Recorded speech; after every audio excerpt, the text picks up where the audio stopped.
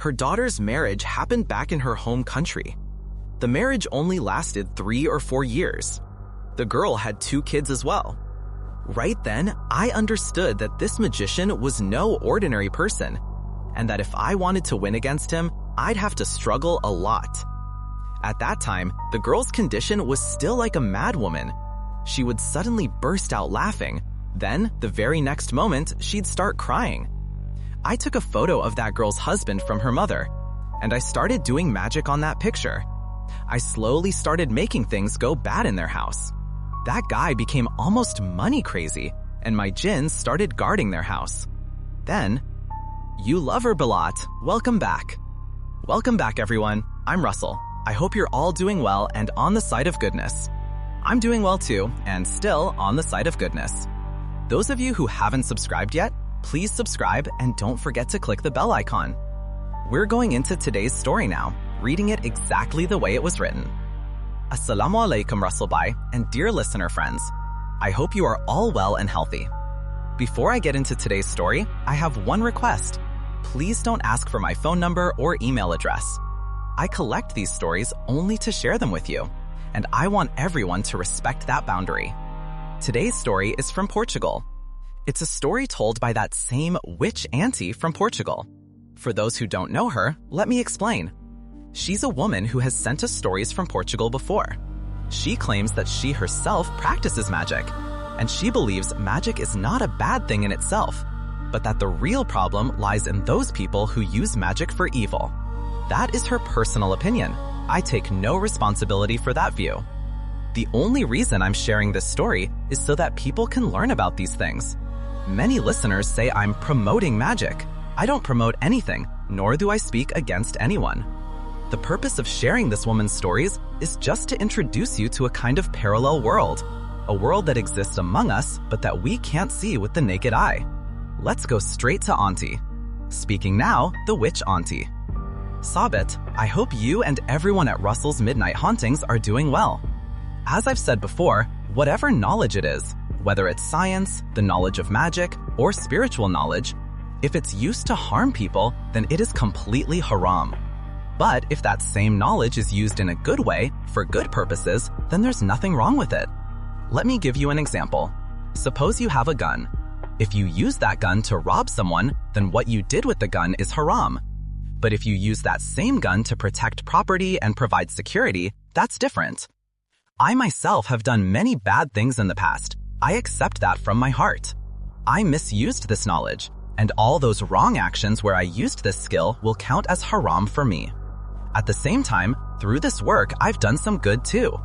I hope I will receive good results for those good deeds as well. Today, the things I'm going to tell you will make it clear how this work can be used for people's benefit. First, let me tell you, this story is from about 20 years ago. Let's say around 2005. That year, I had just newly come to Portugal. After I got here, people slowly started to find out that I do this kind of work. Then, one by one, many people started coming to me. Among them was a woman named, let's say, Fatima. She came to me one day for help with a problem. She looked very weak. Just by looking at her, I realized she was under a strong magical influence. The jinns who are loyal to me told me as soon as they saw this woman that some evil jinn were waiting outside our house, those very jinn that had possessed her through magic. I asked the woman, "What is your problem?" She said, "I don't know. Most of the time I feel weak. Sometimes I do things that I can't even remember later. My husband and my kids say that I don't remember things."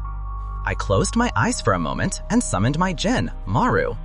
In a very short time, Maru came back with all the information and told me that this woman's mother-in-law had done black magic on her. And the reason for the magic was that her mother-in-law wanted to bring her son back from Portugal to live with her. She didn't want him living in Portugal. She wanted him in Bangladesh with her. I told the woman to go home that day and to come back the next day with her husband. The next day, she came with her husband. When I started explaining everything to them, both of them were shocked. At first, the husband thought his wife must have told me all this beforehand, and that's how I knew so much. But when his wife swore that she hadn't told me anything, then Fatima's husband came up to me and asked how I knew all this. I told him I have certain knowledge, ilm, through which I can find out many things. He said, "You're right. My mother never accepted the fact that I came here. Even now, whenever I call her, she keeps telling me to come back home to the country. But I don't have a good job there, I don't have any business. How can I go back? Whenever I ask her to come here, she refuses. I even tried to get her a visa, but she still wouldn't come. Even so, I go visit her every year. What more can I do?" When I told him, "Your wife is under magic, and the person doing this is your own mother," he just stared at my face in shock. His reaction was quite normal. Think about it. If someone accused our own mother of something so serious, how would we react? But Fatima's husband just went into a very cold, numb state. He said, "Are you out of your mind, Auntie? Why are you saying such nonsense? Why would my mother do magic on my wife?" When he kept refusing to believe, I called his wife over. I put my hand on her head and recited some prayers and blew on her. Immediately, the jinn inside Fatima manifested. Once the jinn appeared, it started telling everything. This boy's mother has had magic done on her own daughter-in-law. She did it so that Fatima would die and her son would come back to her. That mother thinks her son wants to come back to the country, but his wife is lying to him and keeping him trapped in Portugal. She believes that he wants to return but can't because of his wife. When the man saw his wife possessed by a jinn and heard her speaking in a male voice, he was terrified. It looked like he didn't know what to believe anymore. After that, I removed the jinn from his wife. Then he quietly got up, took his wife, and went home. Later, I heard that when he got home, he spoke with his mother about all of this. I also heard that his mother didn't admit to any of it. She kept swearing she never did any magic. Fatima told me all this the next day when she came back. I thought, even if a mother doesn't admit such a thing when confronted by her son, she'd at least be scared and stop doing the magic, right? But the opposite happened. A few days later, the girl came to me again and said, "Auntie, things have gotten much worse now. Dishes and plates are breaking in our house. There's a strange rotten smell coming from the utensils. Inside the wardrobe, there are blood stains. And all the typical signs of magic. Horrible nightmares, seeing myself being killed, seeing animals attacking me, all those things are happening." Fatima was describing all the signs of black magic. This time, I summoned my jinn, Samael. Samael told me that the mother-in-law was doing stronger magic now, which meant she was even more scared. She felt like her son had found out everything, so now she needed to finish the job as fast as possible. I asked my jinn, check and see how many jinn the mother-in-law has sent. How many jinn are stationed around their house? The jinn who was bringing me information said there were around 20 jinn constantly surrounding Fatima's house and spreading hatred and conflict inside. I prepared some blessed water and told the girl, "Go, sprinkle this water all around your house. Then call me and tell me what happens." About 3 hours later, Fatima called. She said, "Auntie, as soon as I sprinkled the water, smoke started spreading everywhere. It smelled like burnt meat. Even some neighbors came over and asked, 'Why does it smell like burning from your house?' I told the girl, 'Don't worry now. All those jinn that had been sent to your house through magic, whose job was to spread hatred, illness, and various problems, through this water, they all burned and died. Your mother-in-law is still doing magic, but the magician she's using has also gotten the message. Hopefully, he'll never dare do something like that again." And I think that's exactly what happened. About 2 days later, the girl came again, bringing a box of sweets. She said that her mother-in-law had called her the previous day, crying and repeatedly apologizing for her actions. This time, she didn't deny that she'd done magic to bring her son back. She didn't mention the word magic clearly, but she did admit that what she did was wrong. Anyway, thanks to Allah that I became a means of something good. Through me, Allah saved that girl and her marriage. There's another similar story. There was a boy named Habib, about 8 or 9 years old. His parents brought him to me one day. Just by looking at him, I could tell that some evil force was on him. His expressions made it clear that this was no ordinary issue. He was no ordinary child, and the evil on him was very strong. He came and sat in front of me with this weird, arrogant posture, just like I've seen many possessed people sit. Very proud, very challenging. I smiled and said, "Son, sit a little calmly. What kind of way is this to sit?" He replied to me very rudely. They were a Pakistani family who had recently arrived here. The boy was speaking in Urdu and said, "Do your work. Let me see how much power you have." I could see his parents were terrified. His mother's hands were literally shaking in front of me. From the way he was acting with me, I could easily imagine how he behaved at home. I closed my eyes and started reciting certain prayers. After a bit, 4 of my jinn appeared in front of me. It's natural that the evil entity inside the boy would be able to see my jinn as well. When it saw my jinn standing beside me, I noticed clear fear appear on the boy's face. Suddenly, he dropped down and sat with his knees tucked in like a humble servant. I asked, "Tell me, who are you, and who sent you into this child?" The entity said, "I've been with this child since he was born. At the hospital where his mother gave birth, I liked this baby. Since then, I've been with him." I asked, "What do you want?" It said, "I wanted to stay with him until the day he dies, but now you tell me what I should do." I said, "Leave this child right now, and because of you, whatever sickness came into his body, you must fix it before you leave."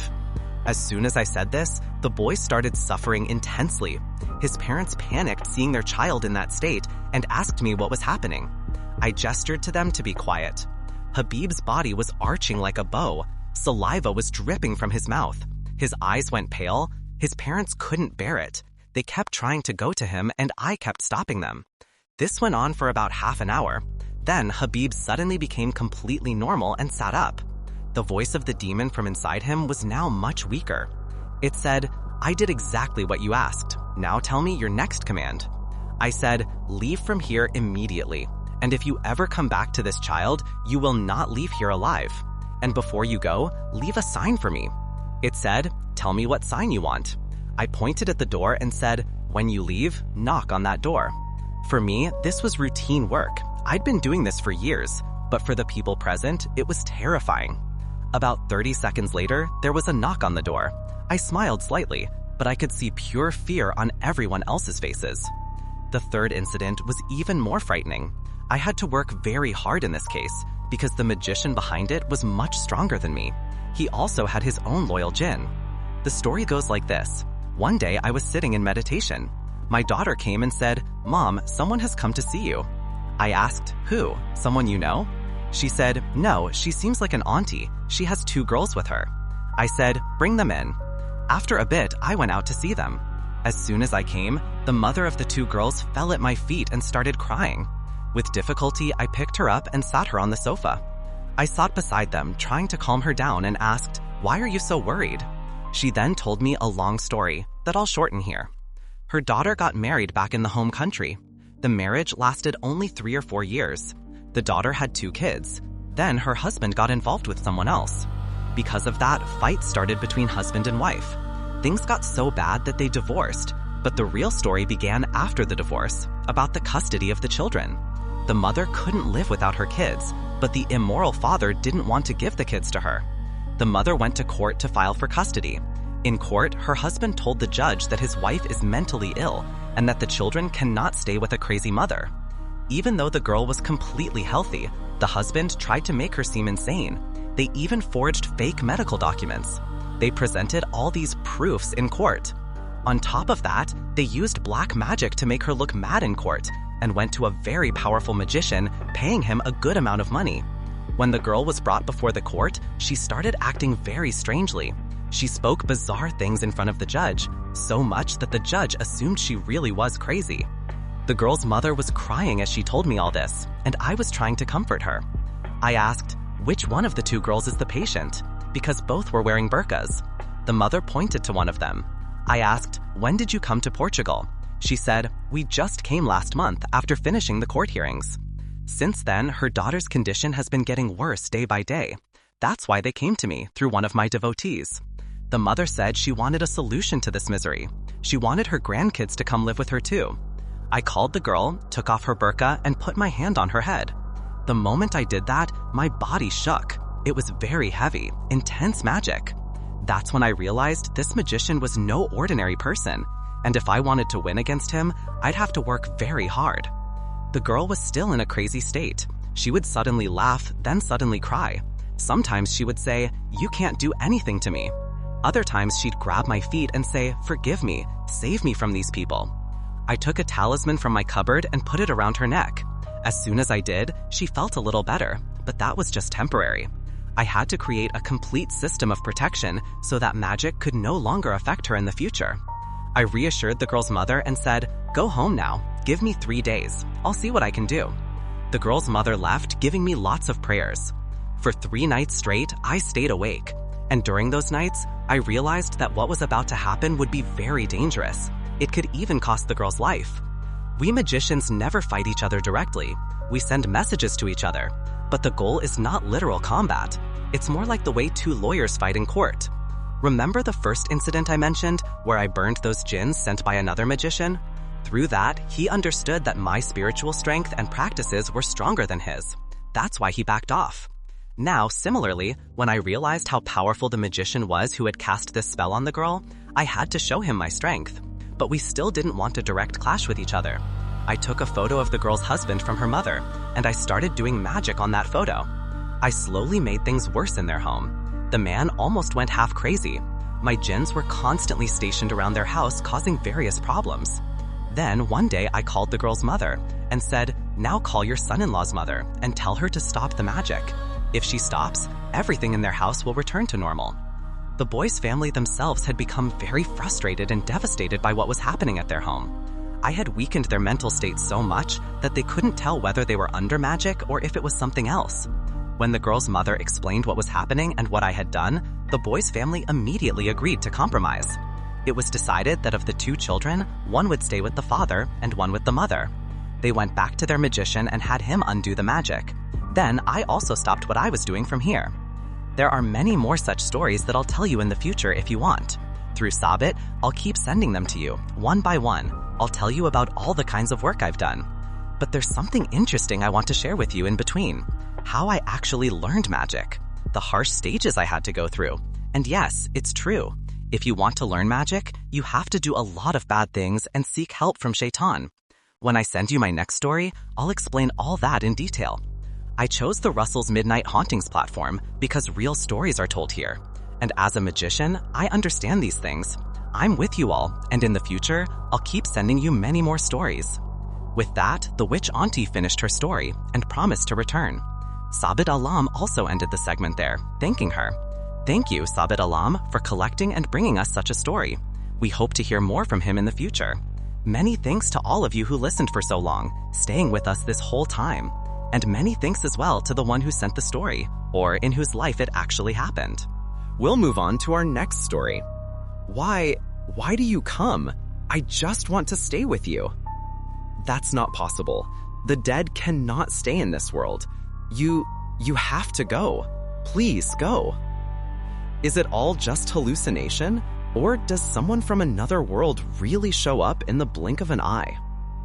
Russell's Midnight Hauntings. Welcome back. I'm Russell. I hope you're all doing well and are on the side of goodness. I'm good too and still on the side of goodness. I'll go straight to the story.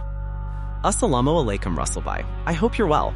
By Allah's mercy, you're always on the side of goodness. I live in Dhaka. My village home is in Begumganj, Noakhali.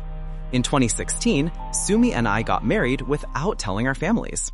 I rented a place to live. After the wedding, my wife stayed mostly at her father's house, continuing her studies. She would come to my place sometimes. 6 months after the marriage, we told both families. After a lot of drama, both sides finally accepted it. I had a job. Our married life was going pretty well. On the night of May 3rd, 2017, I was lying in bed when I got a call on Emo. I picked up and started talking. It was a girl. We talked for a long time. I kept thinking I should hang up, but I couldn't, because there was something so soft and emotional in her voice that I think no man could resist talking to her. By the time I finally hung up, it was 1 a.m. to 3:30 a.m., and I had work in the morning. I barely slept that night. From the conversation, I learned her name was Runa. Days went by like this. Every night I talked to Runa. Eventually, I fell madly in love with her. I stopped going to work regularly and lost my job. Even then, I wasn't that worried. I had some savings and I started living off that. Eventually, the money ran out. I left my apartment and went to live at my in-laws' place. There too, I talked to Runa for 2 to 3 hours every night. My in-laws eventually figured out that I was always on the phone with another girl. They couldn't accept it. They would check my phone every day. When they checked, they were shocked. They didn't say anything to me at first. Then one day, my father-in-law suddenly said, "Let's go see a doctor." Without asking questions, I went. It was a hospital he knew. At the hospital, my father-in-law talked to the doctor for some time, then took me inside. The doctor asked me, "Do you think you have any kind of problem?" I said, "No, I'm fine." He gave me some tests and prescribed sleeping pills, telling me to come back with the reports in 2 days. When we went back with the reports, the doctor looked at them and said, "There's nothing wrong with him. Just take the sleeping pills regularly, he'll be fine." So we went home. But I kept talking to Runa every night. On the first day of January 2018, some friends and I were hanging out at Dubkola Field. We stayed there talking until about 2 a.m. Our house wasn't that far. Those who know the area know that Dubkola Field isn't far from Osgar Ali Hospital. When I got home, everyone except my wife was asleep. I ate dinner, went to the balcony, smoked a cigarette, and talked to Runa. After an hour or so, I fell asleep. At 4 a.m., I woke up screaming loudly. Hearing my scream, my father-in-law, mother-in-law, brother-in-law, and my wife all came running into the room. They asked why I was screaming. After drinking a glass of water, I started explaining. I said, "In my dream, I saw someone had died. I, along with some people, had gone to Jorang graveyard to bury them. We put the body in the grave. When I opened the shroud to look at the face, I saw that it was me, my own face, with red eyes staring at me. The corpse said, 'You'll be in this grave very soon.' Then it started strangling me. That's when I screamed and woke up. I told everything to my mother-in-law. She recited Ayatul Kursi over me and told me to sleep, saying, 'We'll see in the morning what to do.' I fell asleep again. When I woke up, everyone was sitting in the living room discussing something. As soon as they saw me, they went quiet. When I asked, they said, 'Nothing, we were just talking.' After a little while, my father-in-law went out. Later that evening, he came back with a religious scholar, a Huzur. The Huzur gave me salam, sprinkled some water, and from that point, I remember nothing. I regained consciousness the next morning. When I went to the bathroom, I heard my in-laws telling my wife to divorce me. I was shocked listening from inside. Later that afternoon, a lawyer came to the house. He gathered everyone together and had me sign some papers. I was in a strange, numb state. I went to my room, packed my clothes, and asked my wife if she had any money. I said I'd send some after I got back to my village. Crying, she gave me 3,000 taka and went to another room. I left the house, called a friend, and asked him to take me to Syedabad bus stand. He dropped me there. I got on a bus. The bus moved along. I felt like a living corpse sitting in that seat. At 10:16 p.m., I had to get off. From there, I took a CNG towards my village. From Setsubanga to Kirtania and then to the market, the CNG refused to go further, so I had to walk. As I walked, it felt like someone was behind me, but I knew you're not supposed to look back at night, so I didn't. I took out a cigarette, smoked, and kept walking. Then I heard a female voice say, "I brought you all the way from Dhaka so I could kill you in front of your mother." Hearing that, I forgot everything else. My forehead started sweating. As I walked, I heard another voice from the side of the field. "Who's going to kill him? Who's going to kill him?" I looked towards the field and saw 7 or 8 shadowy human-like figures climbing onto my shoulders. I screamed Allah and lost consciousness. When I woke up, my mother was sitting next to me, fanning me. The house was full of people. Right then, I heard the call to prayer. I asked my mother, "Which prayer is this?" She said, "Asr." I asked, "How did I get home?" She said, "Your uncle was coming back from the market after closing his shop. He saw something moving in the field. He turned on a light and saw you. Blood was dripping from your legs, so he brought you home with the help of a neighbor. You were writhing in pain. A doctor came and bandaged your leg. In the morning, the imam from the big mosque at Chomohini came and said he'll come again in the evening." Then I told my family everything that happened with my wife and in Dhaka. Everyone cried hearing it. My younger sister brought me food and fed me. Just then, the Huzur arrived. After having some snacks, he gave the Maghrib call to prayer. Then I remember nothing. At 1:30 p.m., I regained consciousness. I heard the Huzur saying I should always keep this blessed water and this amulet on me. My sister-in-law joked that, after all that, of course I'd be hungry. I told her I was starving. They gave me food and I fell asleep quickly. I woke up at 7 a.m. When I went outside, it looked like a storm had hit our yard. Branches and leaves were scattered everywhere. I went behind the house, smoked a cigarette, and came back in. My little sister hugged me and started crying. I asked, "What happened? Why are you crying?" She said, "Now hear what happened last night." First, the Huzzur had called my in-laws. On the phone, he asked what had been going on with me.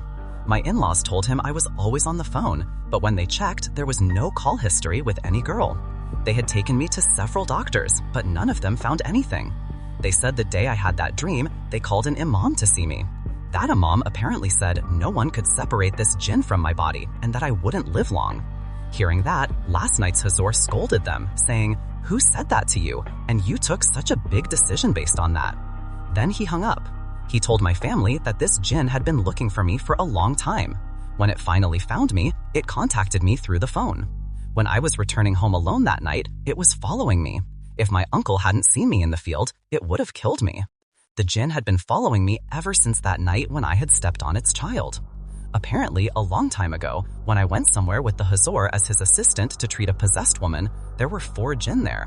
One of their children got trapped in the protective circle we drew. I didn't know, so I stepped on that spot, on the jinn's child's chest, and it died.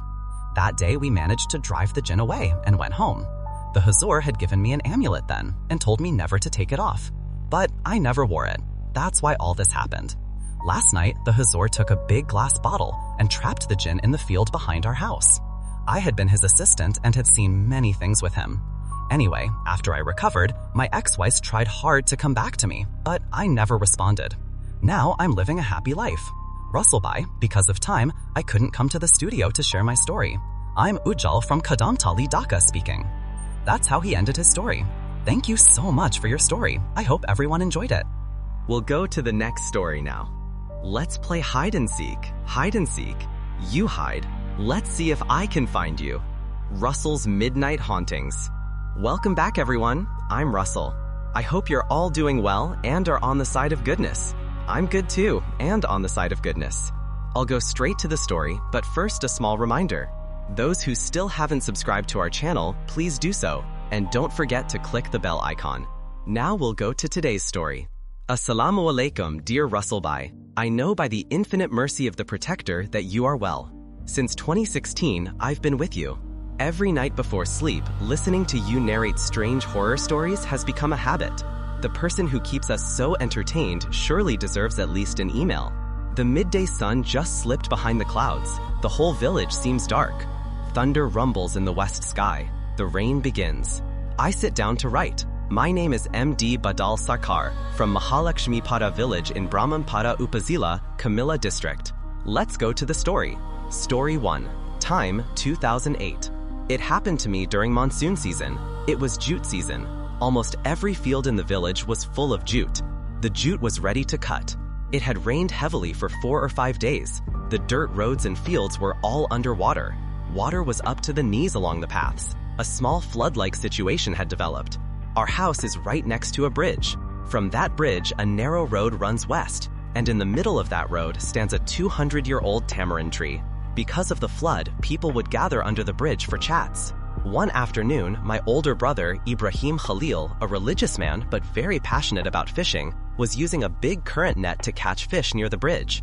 My friend Atif and I were sitting on the bridge with a pot. When he pulled the net up onto the bridge, there were 3 or 4 shoal fish and some magger fish. We put the fish into the pot and took them home. Atif and I went back to our corner of the bridge to hang out. Suddenly, we saw a cobra slithering by the corner of the bridge, heading into the cowshed. We grabbed a stick from nearby and struck the snake on the head. We brought it up onto the bridge. From the tamarind tree, a bunch of crows started cawing and making an awful racket. Atif said, "I heard from Grandpa that if you smear cow dung on a snake's head and tail, it comes back to life." So that's what we did. We rubbed cow dung on its head and tail and laughed about it. After 10 to 15 minutes, the snake started twitching and slowly began to move again. We were shocked. Atif said, "Let it go. If it survives, it survives." The snake slid away along the edge of the canal towards the tamarind tree. 2 days later, something strange began happening at home. One night, everyone smelled a horrible rotting cow dung smell all over the house. In the morning, we saw cow dung smeared all over the yard, as if someone had spread it everywhere. No one could figure out what had happened. This went on for a few days. Then a dark chapter began in my life. Because the water in the fields and canal had risen, one afternoon my cousin Alamin, friend Atif, and I cut 4 banana trees and made a raft. The next day, around 3 or 4 p.m., we got on the raft to pick water lilies and shalluk, wild water nuts, from the lowland fields. During this season, those low fields turn into one big marsh. Atif and I got off the raft and started picking lilies and shalluk. Alamin stayed on the raft. I dove underwater to grab shalluk bulbs, sliding my hands along the stems. One time when I dove, I saw something that no one should ever see in their life. Underwater, I saw a human-like head, its whole face and hair smeared with cow dung. Only 2 big eyes were sticking out. It grabbed me by the neck. We struggled underwater. My hands started thrashing above the surface. Alamin noticed and quickly jumped off the raft to pull me up. He saw my eyes were bloodshot and a shalluk stem was stuck in my mouth. He pulled it out. By then, Atif had also come over. They asked what happened and I told them everything. Then we went home. Another day, my father and I spent the whole day cutting jute. That night, around 10:30 or 11 p.m., we got off at the local bazaar coming from the Upazila town. From there, to reach home, we had to walk past the school field and take the narrow northward path. It was about a 10-minute walk. As I started walking through the school field, I smelled that same rotting cow dung odor we'd been smelling at home. Suddenly, a chill of fear ran through me. I heard the windows of the school being smashed loudly, like someone was breaking them. I started reciting from the Quran and walked faster. There was a kadam tree near the school. Because of the moonlight, I could see clearly. I saw a human-like figure hanging upside down from the kadam tree, like a squirrel clinging to the trunk. Its feet were up and its hands were down. Its body was there, but its head was abnormally big, 3 times larger than normal. It had no visible features. The whole head was like a round pot. I froze, standing still. My hands and feet turned cold. The figure scrambled down from the tree, its head rotating to look at me. Then, in just 2 jumps, it disappeared into the jute field. I was practically about to faint. I kept reciting Allah's name and walked on. The path to our house had knee-deep water, so I couldn't run. There were jute fields on both sides of the road, making it very dark. The water splashing as I walked made loud sounds. The rotting cow dung smell grew stronger. Then I heard footsteps in the water. Someone was walking behind me. When I stopped, the footsteps stopped. Because of the jute plants, I couldn't see anything in the darkness. I started running as best I could through the water. When I finally got near home, I felt relief. I didn't tell anyone what I had seen.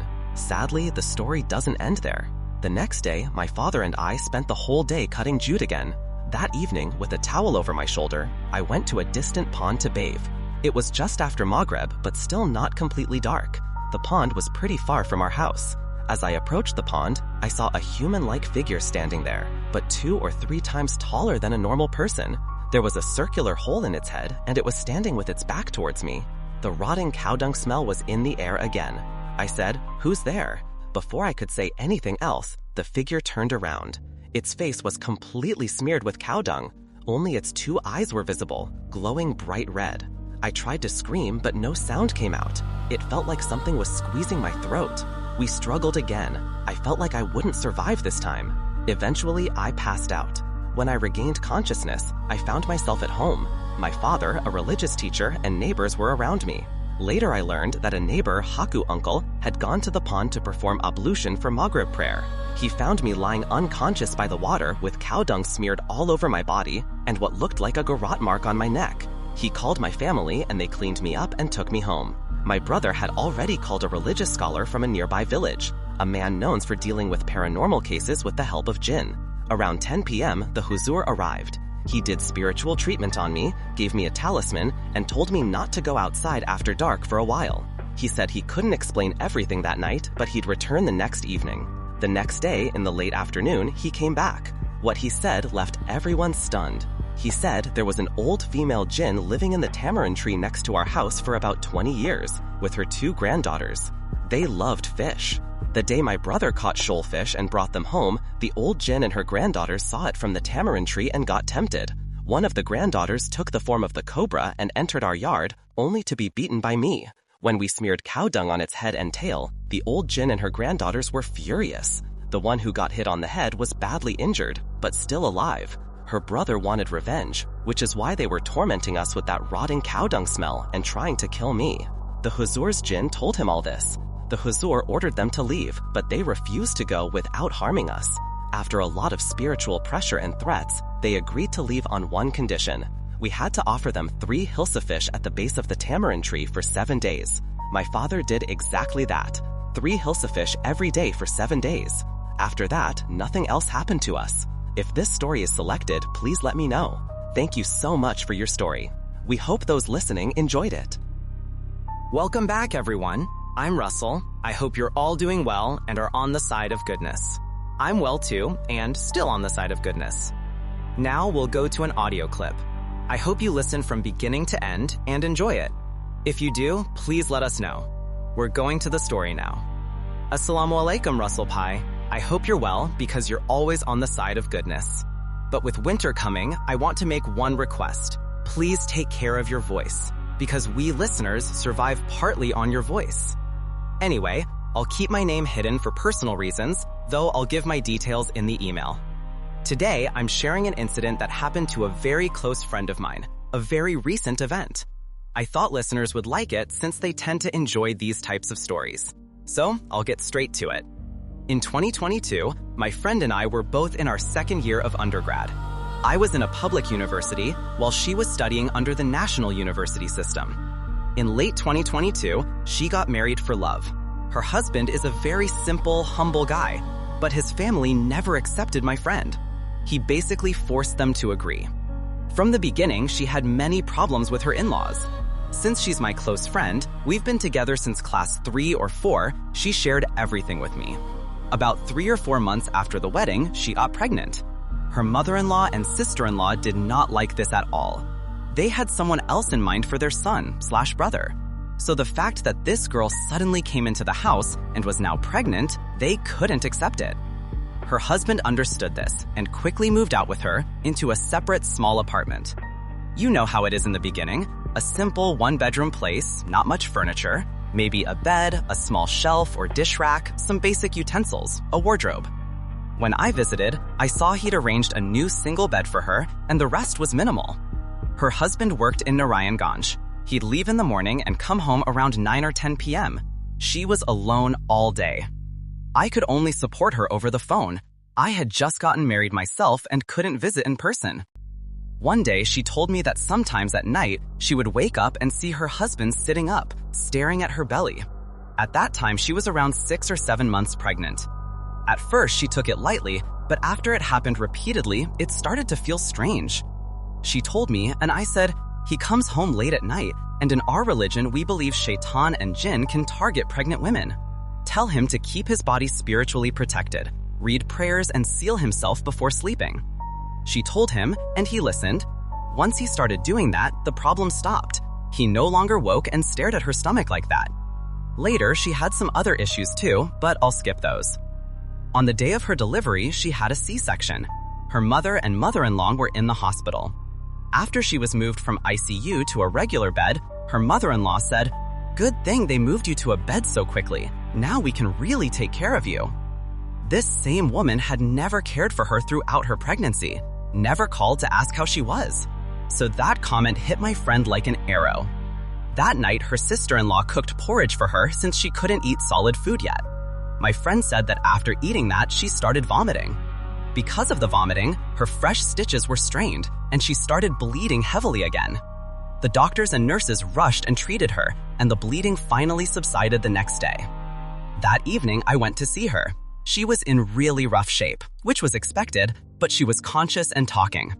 When I went to pick up the baby, her mother-in-law asked me several times if I was pure, if I had my period or not. I said, "No, I'm pure. I've showered and put on clean clothes, and I sanitized my hands before touching the baby." Only then did she let me hold the baby. My husband was with me. He recited some verses over the baby and sealed him spiritually. My friend's mother-in-law didn't like that. She said, "We don't believe in all these superstitions." Anyway, my husband left to give us time to talk. My friend's mother took the baby for a checkup. Her mother-in-law went to warm water for the baby. Then my friend told me that since Dhuhr that day, she kept hearing the sound of bangles, metal bangles clinking, like when someone moves their hands. Every 15 to 20 minutes, she'd hear it 2 or 3 times. The sound was so loud to her that her head was hurting. I told her maybe her mom or mother-in-law was wearing bangles. She said, no, neither of them wear bangles. I said, then tell your mom and ask her to read over you and spiritually protect you. You're still in a state of impurity after delivery. Jinn attack more in that state. She frowned a bit and said, will that even help? I said, it might. That's what our religion teaches. Then I left it at that and went home. For the next 2 or 3 days, I didn't talk to her, only her husband. He said she was slowly improving. I asked her husband if she had mentioned the bangle sound to him. He said yes, and that she'd been hearing it every day since Dhuhr up until just before Maghrib. I told him to bring her home as soon as the doctors discharge her, and then I'll visit. He agreed. After she came home, I visited in the morning. She looked totally fine, walking, standing, holding the baby, everything. I went home feeling relieved. The next morning, around 8, while I was on my way to class, her husband called and said there was a problem. He said, your friend is sick. I assumed he meant normal postpartum sickness and told him to talk to the doctor. He said, not that kind of sick. Last night, she felt like a severed hand reached up from the veranda and ran from her feet up to her neck and started choking her. She saw it clearly. Since then, she's been moaning in her sleep at night. I told him again, she's in a state of impurity. Shaitan attacks more then. Take her to a local imam or get blessed water and protection for her. That's all I really knew to say. I was still very young myself.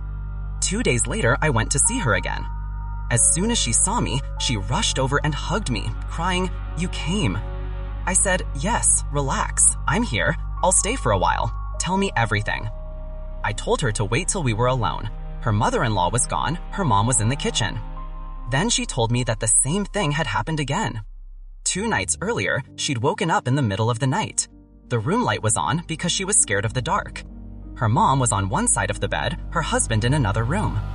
She woke and saw her mom holding the baby by the neck, squeezing his throat with huge staring eyes, as if she was about to eat him. She tried to scream, but no sound came out. She turned her head toward the door to call her husband, and what she saw there nearly killed her on the spot. Out the door stood a woman in a black himar, full cover veil. Her eyes were huge, with no eyelids, just wide, round eyes staring. Her face was old, wrinkled like a crone. In her hand was a curved machete, like the ones used to cut coconuts. Blood was dripping from the blade onto the floor. Her tongue was hanging out of her mouth, reaching all the way down to the floor. My friend said that as soon as she saw this, she had a seizure. The next day, the nurse came and the doctor checked her. She was fine during the day, but too terrified to talk about it. Then the second night, the same thing happened again, but this time she didn't pass out. She screamed and grabbed her hair, crying, and called for her husband. He ran into the room and saw everything normal. No woman, no machete, no tongue. Just his wife curled up with her head between her knees, shaking and crying. She told her husband and mom. Her mom said she hadn't seen or done anything, that she'd been asleep. Her mother-in-law said it must be hallucinations, that postpartum women see and imagine things.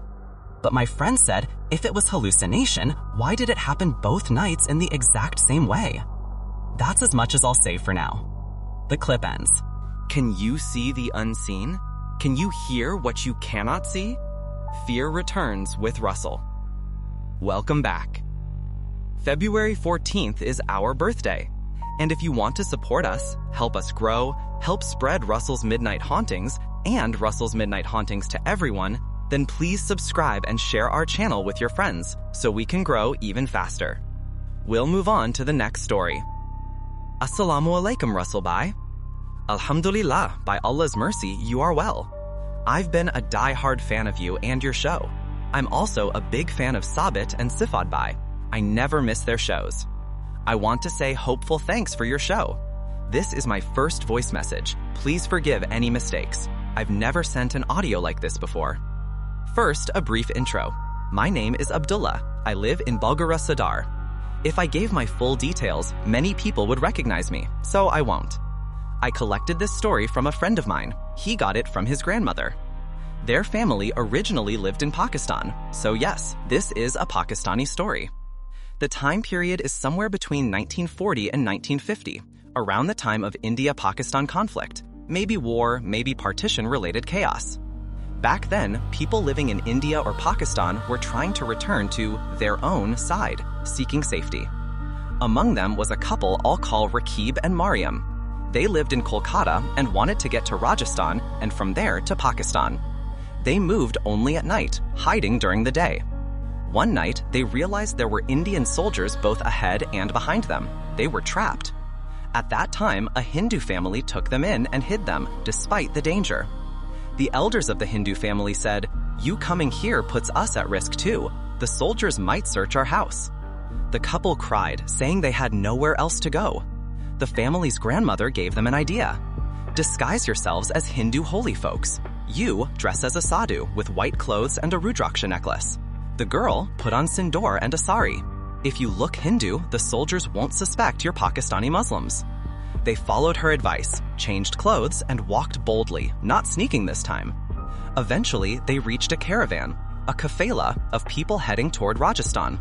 All of them were Muslims. At first, the caravan people were wary seeing Hindus waving at them, but when they heard their speech and story, they realized they were actually Pakistani Muslims in disguise. They took them into the caravan. The caravan traveled only at night, hiding in forests or bushes during the day. On the first night, everyone cooked what they had: rice, lentils, simple food. They ate and then, for toilet, the men went one way, the women another. When everyone was finishing up, a terrible scream rang out. Not human, not animal, something in between, like a lion howling through a damaged throat. The sound came from the direction of the women. The women panicked and ran back to the caravan.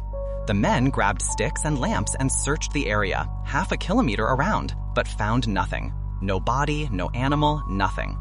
But when we counted heads, one young woman was missing. Her sister realized she had disappeared.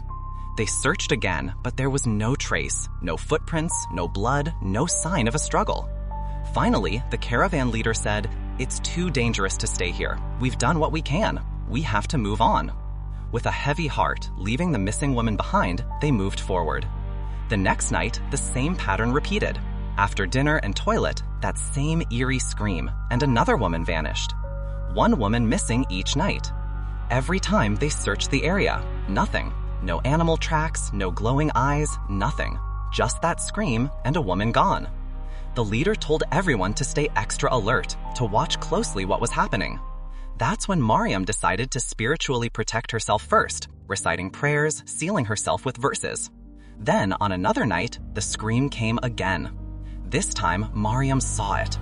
The woman who'd recently joined them, the one crying that her whole family had been killed by soldiers, begging to be taken along, she saw that woman transform. At the sound, she leapt and snatched one of the women up in her mouth and flew into a tree. Mariam watched in horror. She froze, shaking, but managed not to faint this time. The others saw nothing. They only heard the scream and then realized another woman was missing. This went on for 2 more nights. Each night, after the scream, another woman vanished. By dawn of the 4th day, they crossed the border into Pakistan. They thanked Allah, some even doing prostration on the ground. Near where they settled temporarily, there was a mosque. The local imam was an old, pious man whose face glowed with spiritual light.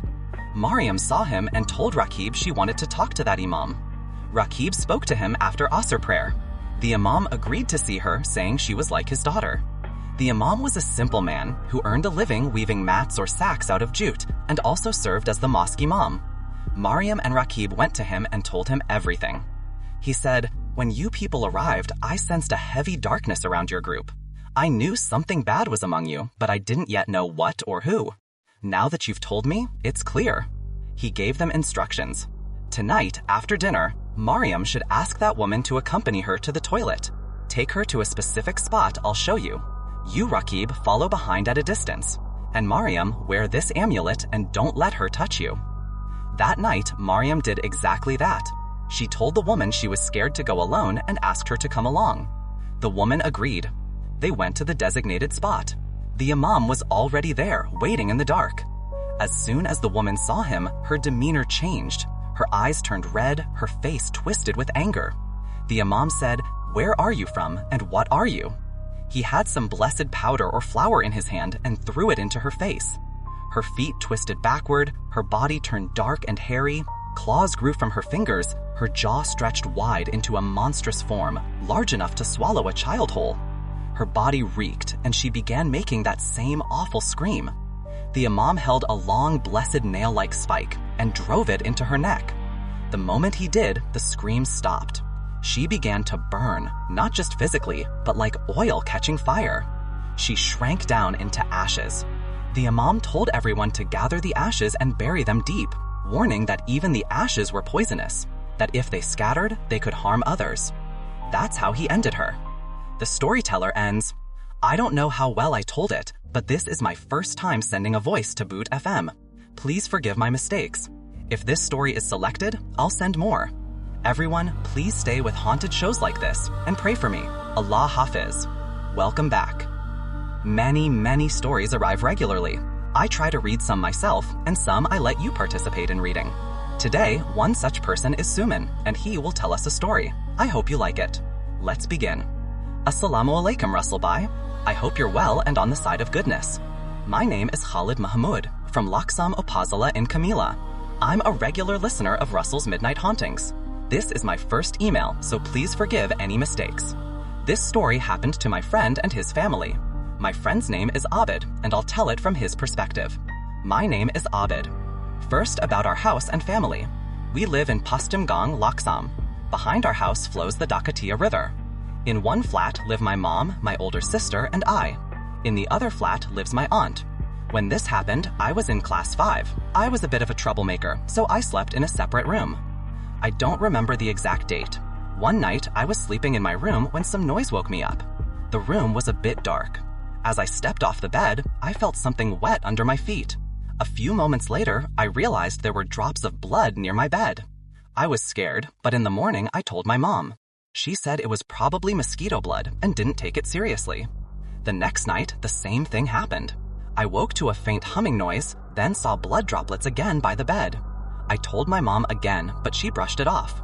This kept happening almost every night. My mom didn't really pay attention. A few days later, my mom noticed money missing from her purse. She thought she'd misplaced it or that one of us kids had taken it. She didn't investigate. After that, things seemed normal for a while. Then again she noticed money missing. She assumed it must have fallen somewhere while shopping. One morning, I woke up and couldn't find my mom at home. My sister said she'd gone to see a religious healer, Huzur. When my mom came back, she had blessed water with her. I asked why she'd gone, but she avoided the question. For a few days, nothing happened. Then I began noticing changes in my mom. She was often sick, losing weight, always tired. Eventually, she had a heart attack. She would tell my sister things, but kept me in the dark because I was little. One night, I had a dream. I saw a woman who looked Hindu, chanting something I couldn't understand, like a mantra. She looked like a tantric sorceress.